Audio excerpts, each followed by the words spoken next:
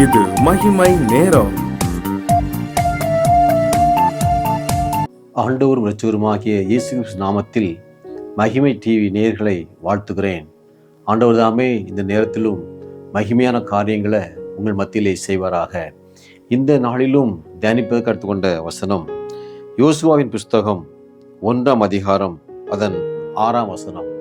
யோசுவா 1ஆம் அதிகாரம் 6ஆம் வசனம். பலங்கொண்டு திடமனதாயிரு. இந்த நேரத்திலும் ஆண்டவர் உங்களை பார்த்து சொல்கிற வார்த்தை பலங்கொண்டு திடமனதாயிரு. எந்த சூழ்நிலையில் ஆண்டவர் யோசுவா என்ற வார்த்தையை சொன்னா பார்க்கும்போது, மோசே மரித்த பின்பு யோசுவாவை இஸ்ரவேல் ஜனத்தை வழிநடத்துவதற்கு ஆண்டவர் ஏற்படுத்துகிறார். அந்த சூழ்நிலையில யோசுவா கலங்கி போய் நிற்கிறான்.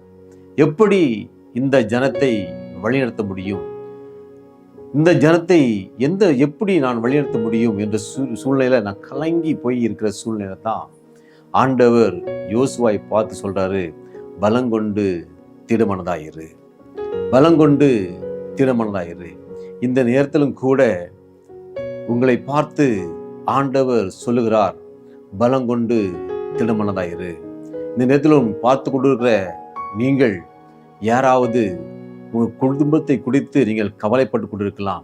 என்னுடைய குடும்பத்தை நான் எப்படி நடத்துவேன், என்னுடைய கணவன் இல்லையே, என்னுடைய மனைவி இல்லையே, நான் எவ்வாறு இந்த குடும்பத்தை நான் நடத்த முடியும், எந்த சூழ்நிலை நடத்த முடியும், எனக்கு ஞானம் இல்லையே, எனக்கு உதவி செய்வதற்கு யாரும் இல்லையே, என்னுடைய பண தேவைகள் அதிகமாக இருக்கிறது, இந்த பணத்துக்கு நான் என்ன செய்வேன், என் குடும்பத்துக்கு என்னுடைய பிள்ளைகளுக்கு பல தேவைகள் இருக்கிறது, படிப்பு காரியங்கள் இருக்கிறது, நான் எப்படி செய்வேன்னு சொல்லி நீங்க கலங்கி கொண்டு இருக்கிறான்.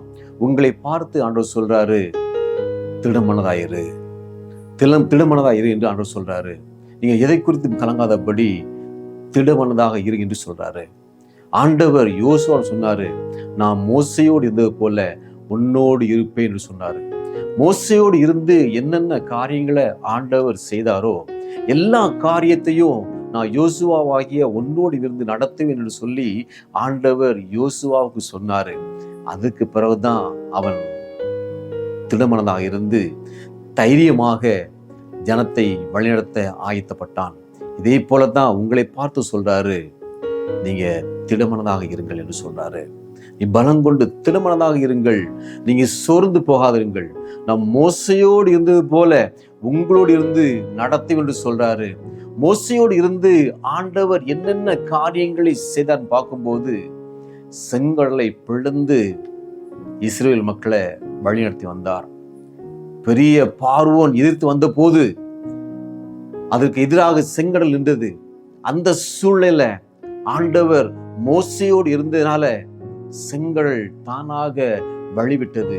அதுபோல வனாந்தரத்தில் நடந்து செல்லும் போது அவங்களுக்கு பகலில் மேகஸ்தம்பமாகவும் இரவுல அக்னி ஸ்தம்பமாகவும் வழிகாட்டுவதற்கு அக்னி ஸ்தம்பமாகவும் ஆண்டவர் மோசையோடு இருந்து நடத்தினார். அதுபோல யோசுவாவே நான் உன்னோடு கூட இருப்பேன் என்று சொல்லி ஆண்டவர் யோசுவாடு சொன்னார். அதே வார்த்தையை தான் உங்கள் குடும்பத்தை குறித்து நீங்க கலங்கி கொடுக்கிற உங்களை பார்த்து சொல்றாரு, நான் உங்களோடு இருப்பேன் என்று சொல்றாரு.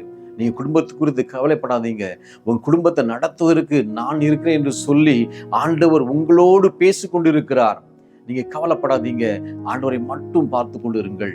ஆண்டவர் யோசுவாவோட சொன்னது என்ன சொன்ன பாத்தீங்கன்னா, பலங்கொண்டு திடமனதாயிரு. எதில் பலங்கொண்டு திடமனதாயிரு என்று சொல்லி சொன்னார் பாத்தீங்கன்னா, 7ஆம் வசனம் சொல்லுது, என் தாசனாகிய மோசே உனக்கு கற்பித்த நியாயப்பிரமாணத்தின்படி எல்லாம் செய்ய கவனமாய் இருக்க மாத்திரம் மிகவும் பலங்கொண்டு திடமனதாயிரு. மோசேயின் நியாயப்பிரமாணத்தின்படி எல்லாம் செய்ய பலங்கொண்டு திடமனதாயிரு. ஆண்டவர் உங்களை பார்த்து சொல்றாரு, வேதத்தை தியானிப்பதற்கு பலங்கொண்டு திடமனதாயிரு. வேதத்தை தியானிப்பவன் தைரியமாக இருப்பான். எப்பொழுதெல்லாம் உங்களுக்கு தைரியம் இல்லாத சூழ்நிலை உருவாகிறதோ அப்பொழுதெல்லாம் நீங்க வேதத்தை தியானிக்க ஆரம்பிக்க வேண்டும். வேதத்தை தியானிக்க நீங்க ஆயத்தப்பட வேண்டும் என்று ஆண்டவர் இந்த நேரத்துல உங்களை பார்த்து சொல்றாரு. நீங்க சோர்ந்து போகாதீங்க, நீங்க சோர்ந்து போகாதீங்க, உங்க குடும்பத்தை குறித்து சோர்ந்து போகாதீங்க, உங்க பிள்ளைகளை குறித்து நீங்க சோர்ந்து போகாதுங்க. எப்படி என் பிள்ளையை நடத்த வேண்டும் சொல்லி நீங்க சோர்ந்து போகாதுங்க. ஆண்டவர் உங்களை பார்த்து சொல்றாரு, வேதத்தை கற்றுக்கொள்வதற்கு பலங்கொண்டு திடமனதா இருங்கள், பலங்கொண்டு திடமனதா இருங்கள். மீண்டும் யோசுவாட்ட ஆண்டவர் சொல்றாரு, அதை விட்டு வலது இடதுபுறம் விலகாதிருப்பாயாக சொன்னார்.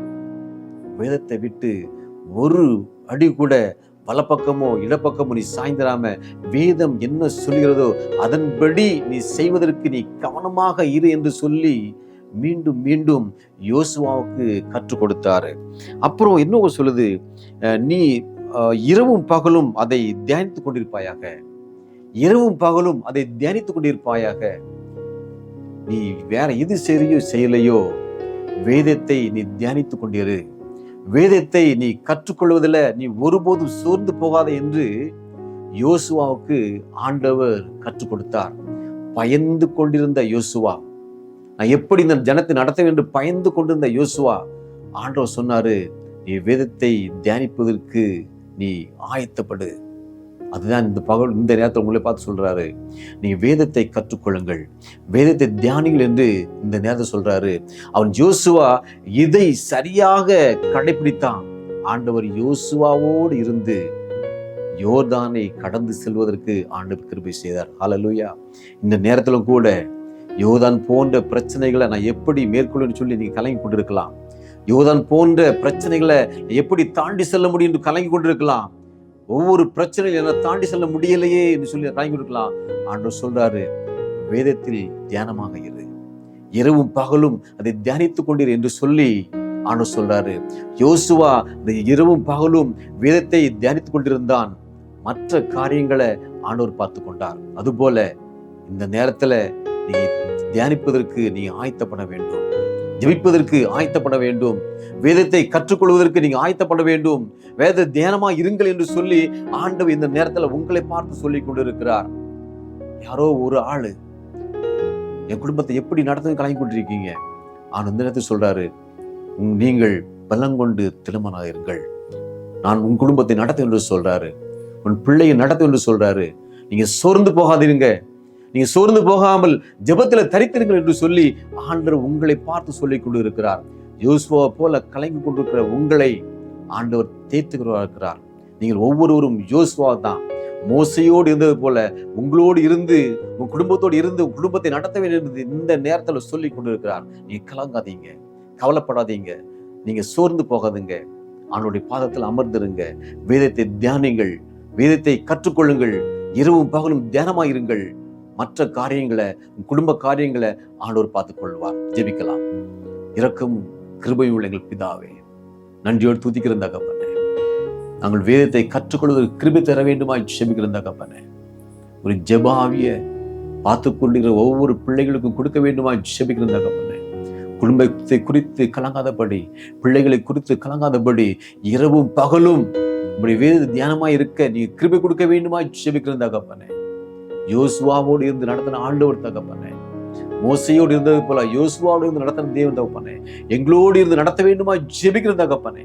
பார்த்து கொண்டிருக்கிற ஒவ்வொரு பிள்ளைகளோடு இருந்து நடத்த வேண்டுமா ஜெபிக்கிற தகப்பனே. தைரியமாக வாழ கிருபை கொடுங்கப்பா, தைரியத்தை கொடுக்க வேண்டுமா ஜெபிக்கிற தகப்பனே. தைரியத்தை கொடுங்க, ஆசீர்வதிங்க, பலப்படுத்துங்க. இயேசு நாமத்தில் பிதாவே.